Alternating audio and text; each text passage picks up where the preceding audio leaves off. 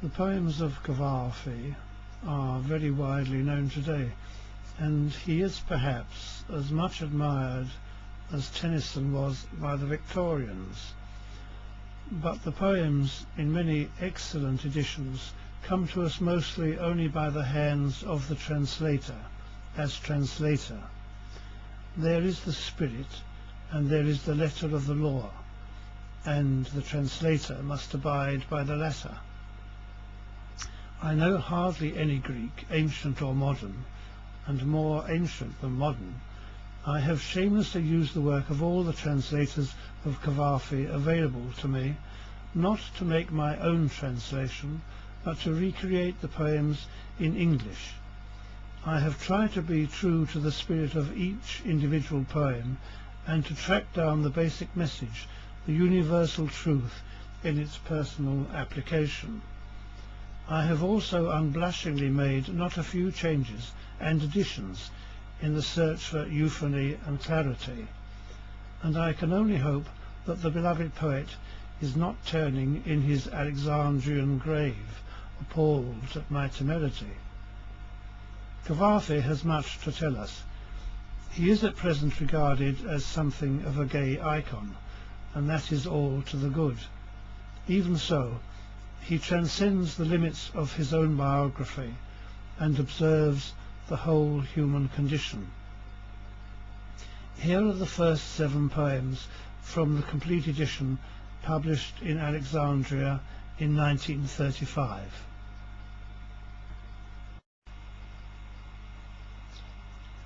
Desires.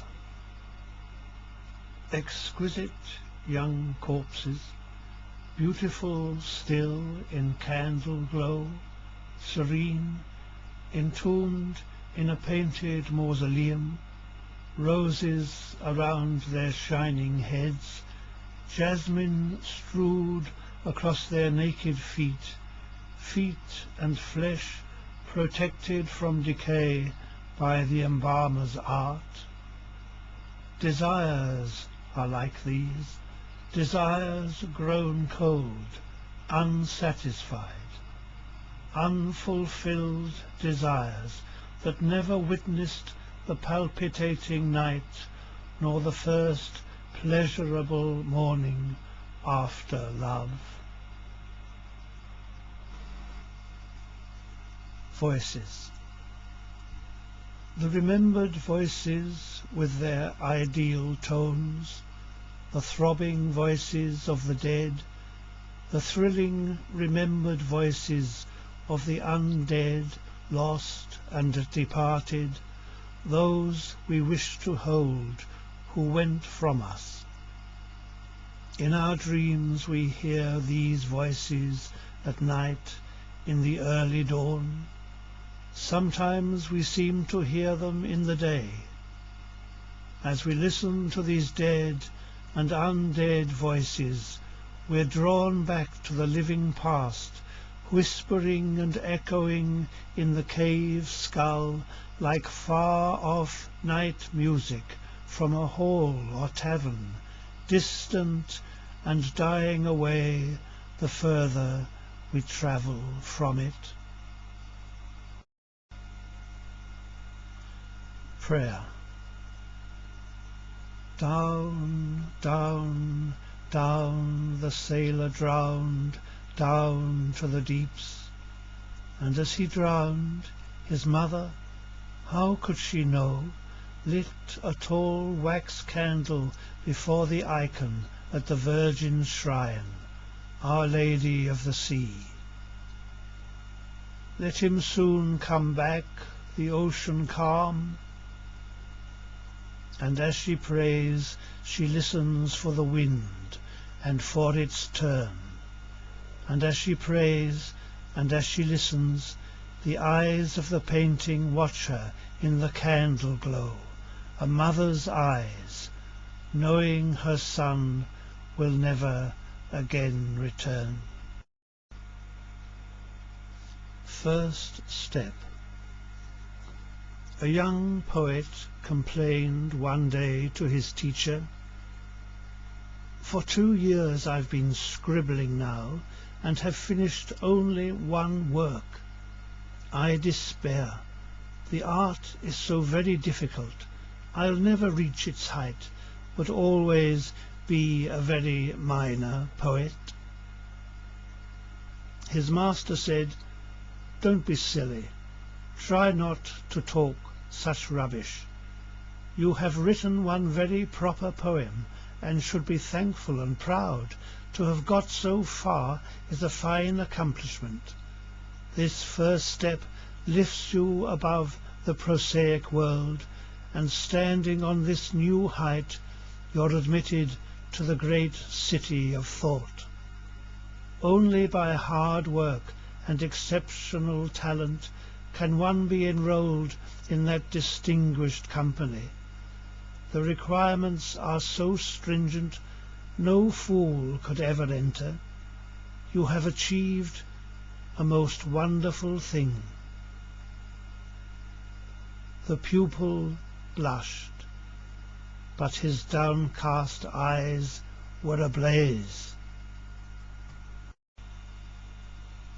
An old man. His unread newspaper in his hands, an old man sits alone in the noisy bar, huddled and shabby.